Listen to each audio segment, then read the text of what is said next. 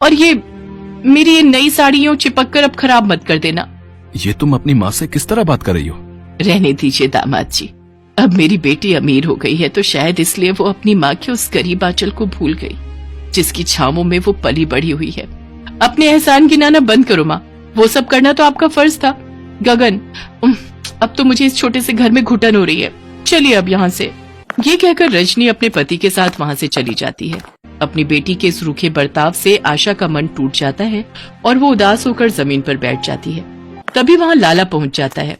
अरे अब चलो उठो भी आशा देवी, अब तो तुम्हारी बेटी की विदाई भी हो गई और उसके पग फेरे भी। अब तो मेरा घर खाली करो। इस तरह बेचारी गरीब आशा को अपनी बेटी की शादी अमीर घर में करने के बदले में बुढ़ापे में वनवास भोगना पड़ता है। एक ही झटके में उसके सर से छत छिन जाती है और आशा को दर दर की ठोकरें खानी पड़ती है। वहीं दूसरी ओर रजनी अपनी गरीब माँ के दुख दर्द को भूलकर अमीरी के नशे में चूर होकर दिन रात पार्टियां करती है। देखो ये मेरी नई ड्रेस कैसी लग रही है। पता है मेरा कब से मन था इस ड्रेस को खरीदने का, आज जाकर मैंने इसे खरीद लिया।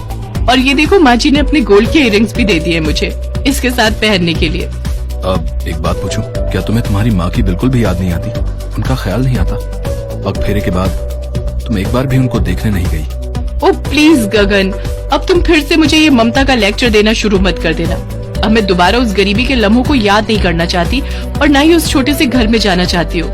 तुम जानती हो रजनी, तुम्हारी माँ ने तुम्हारी शादी अमीर घर में करने के लिए कितने दुख उठाए हैं। खुद भूखा रही होंगी तब तुम्हारा पेट पाला होगा। बीमार होने पर भी लोगों के घरों में जाकर जूठे बर्तन धोए हैं। तुम्हारी पढ़ाई के लिए न जाने कैसे एक एक रुपया जोड़ा होगा। और फिर जब तुम बड़ी हुई तो तुम्हारी शादी करवाने के लिए उन्होंने अपने इकलौते सहारे अपने घर को भी गिरवी रख दिया। गगन के मुंह से ये बातें सुनकर रजनी टूट जाती है और वो रोने लगती है। माँ ने मेरी खुशियों के लिए कितना कुछ किया और मैं कभी ये सब देख ही नहीं पाई। और तो और मेरी खुशी के लिए उन्होंने बुढ़ापे की उम्र में अपने सिर से छत तक बेच दी। ना जाने अब वो किस हाल में होगी, भूखी प्यासी कहाँ भटक रही होगी। मुझे अपनी माँ को ढूंढना ही होगा। फिर रजनी अपने गांव पहुंचकर सभी के घरों का दरवाजा खटखटाकर अपनी माँ को ढूंढती है, लेकिन वो उसे कहीं नहीं मिली। गगन, मैंने अपनी माँ को सब जगह ढूंढा लेकिन वो मुझे कहीं नहीं मिली।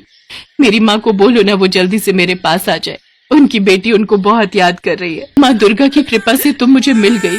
माँ, मैंने तुम्हें कहाँ कहाँ नहीं ढूंढा। अपनी बेटी का घर बसाने के लिए माँ का खुद का घर छूट गया। अपनी स्वार्थी बेटी को माफ कर दो माँ। घर चलो माँ। घर तो चला गया बेटी, जो खोया है वो लौट आएगा माँ। अब चलो मेरे साथ। इसके बाद रजनी अपनी माँ को अपने घर ले जाती है और उसे अपने पास रखकर उसकी खूब सेवा पानी करती है।